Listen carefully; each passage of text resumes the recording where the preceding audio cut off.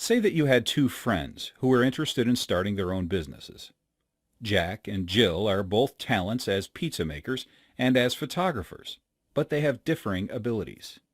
Jack can take 30 pictures in an hour, but only cook 2 pizzas. Meanwhile, Jill can take 20 pictures, but make 5 pizzas in that same hour. It's not just enough to say that Jill can make more pizzas or that Jack can take more pictures. Instead, economists use the term absolute advantage. An absolute advantage means that you can do more of something during a given time. That means that in the example, Jack has an absolute advantage in taking pictures, whereas Jill has an absolute advantage in making pizzas. Jill also has permission to send as many of those pizzas as she wants to me. So, let's say that Jack and Jill set up their respective businesses. Jack's photography and Jill's pizzeria. Both are chugging away, content in their knowledge that they are working to make exactly what they should make. But then, one day, a brand new pizza oven magically appears in Jack's shop. Now he can make 6 pizzas in an hour. This means that Jack now has the absolute advantage in both pizza production and photography, and probably a few new friends to boot. But what should he do? It might be tempting to just look at the absolute advantage, but that is ignoring the costs of the items. In fact, a famous economist named David Ricardo said we shouldn't look at absolute advantage, but instead the opportunity cost of doing each. Whoever could do something for the lower opportunity cost, Ricardo reasoned, was the person who could actually do it cheaper. So let's look at those costs. Each pizza that Jack makes costs him 5 pictures, whereas it only costs Jill 4 pictures to make a pizza. Since Jill can make pizzas for cheaper, she should probably stick to that. Jill has the comparative advantage when it comes to making pizza, because she pays a lower opportunity cost. Now let's look at it from the perspective of photographs.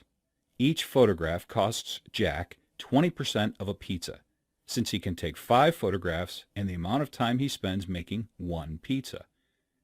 On the other hand, each photograph costs Jill 25% of a pizza, since she can take 4 photographs in the amount of time it takes her to make a pizza. Look at the percentages and you'll see that Jack can take each picture for a lower opportunity cost. As a result, he has the comparative advantage in photography. It's important to know that while someone can have every absolute advantage, they will never have every comparative advantage. Notice that all the examples I used above completely lacked any discussion of the money made, but instead solely on the units produced.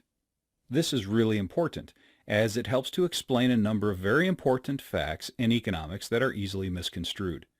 This is because price is not a direct function of the ability to produce something.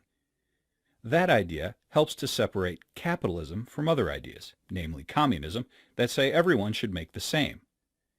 Jill may be able to sell each of her pizzas for $15, making her $60 an hour, while Jack can sell his pictures for $3 a piece, making him $90 an hour. In case you're wondering where I got those prices from, I just made them up. Jill and Jack are free to choose their own prices based on what the demand of a particular item can justify, but we'll talk about that in a future lesson. However, something that comparative advantage definitely and clearly explains is the importance of unit cost. With more economies becoming more and more developed, a number of companies often find it cheaper to set up shop overseas.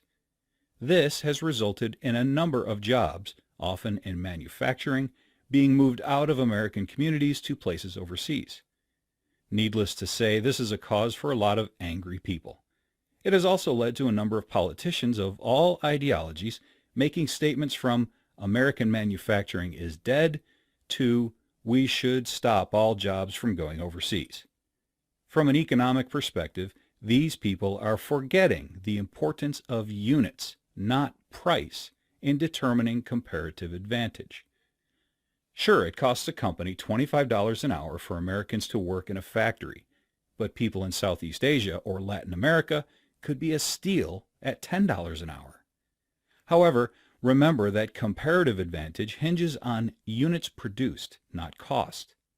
Assuming the number of workers is the same, if the American factory can produce more than 5 units in the amount of time it takes the other factory to make 2, the American factory will still have the absolute advantage. In this lesson, we learned about the difference between absolute and comparative advantages. We reviewed the concepts of scarcity and utility, as well as how they affect opportunity cost. Then we saw that the absolute advantage goes to the producer who can make the most of a given good during a period of time. While a company can have every absolute advantage, it can never have every comparative advantage. This is because a comparative advantage is calculated by finding out who can produce a good for the lowest opportunity cost.